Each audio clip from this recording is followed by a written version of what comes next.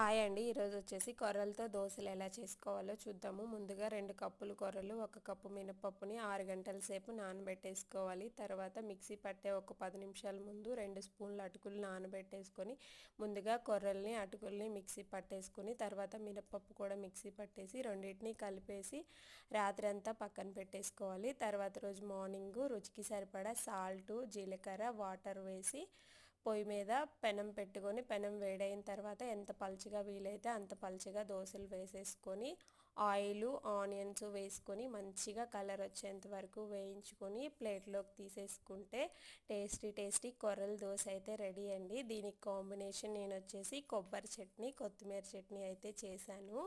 ఇంతే వీడియో నచ్చితే లైక్ చేసేయండి. నెక్స్ట్ వీడియోలో మళ్ళీ కలుసుకుందాం. Bye bye.